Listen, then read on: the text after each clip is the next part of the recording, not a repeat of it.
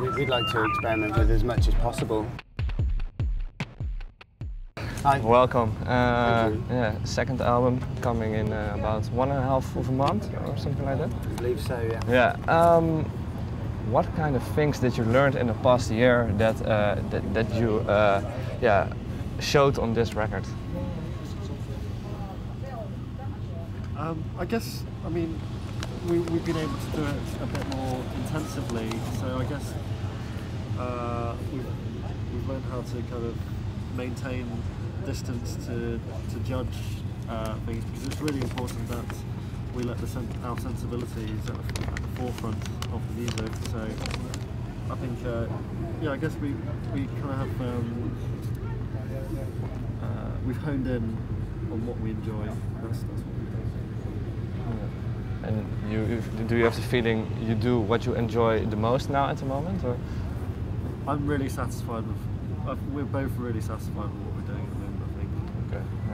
Yeah, the way you make music, you always describe it as yeah, your numbers flow out of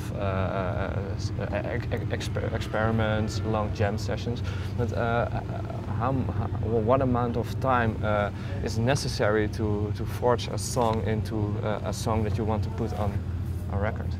It can, you know, it takes as long as it takes. You know, we don't have any like premeditation when we start to write a track. You know, we don't step into the songwriting process with an end result in sight. You know, we don't know how it's going to sound. We just literally experiment with whatever we have at hand at the time, and then how, you know, the manifestation of those explorations, you know, it's what becomes a track for us. But it can take, it really takes as long as it takes. You know, I mean,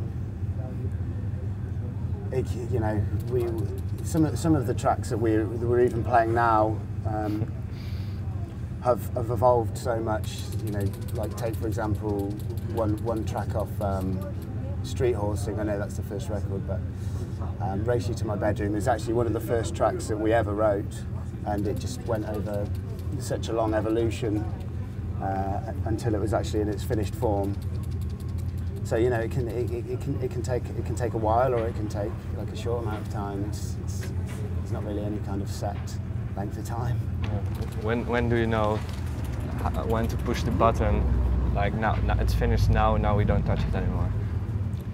I think what Andy was saying about the space is very important, because I think if we didn't have the space away from these things, then we could probably go on forever. But the space is what you know, kind of gives us the room to kind of say, okay, this track is finished. This doesn't need anything else.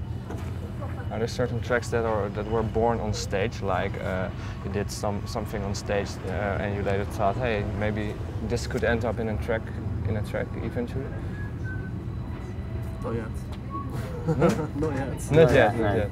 Yeah. Is that possible for you, or does everything has to be created in a certain setting with maybe studio or somewhere else?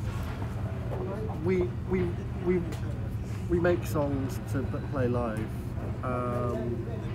Whether it's possible that a song can come out from playing live, I don't see why not. But it hasn't done so yet. Okay. Is it still, did you discover some new tools or other stuff for this album what you really like to experiment with, like maybe some other toys or stuff like that?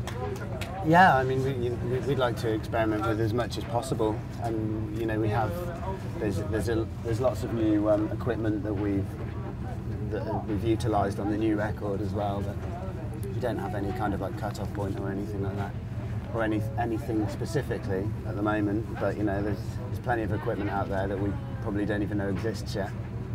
So you know, when we do find out it exists, I'm sure we'd like to try it out. Is it something that you really are searching for? Like, we need to find some new sounds, or is it something that just comes on your way? I think the more something can do, the more useful it is for us. So you know, when we first started out, we were using keyboards with a lot of different settings on them. Now we're starting to use synthesizers where we can produce a lot of sounds from. Yeah, it's, I guess, the more choice the better, so that we can wean down the ones that we do enjoy the sounds, which is really important for us. Okay.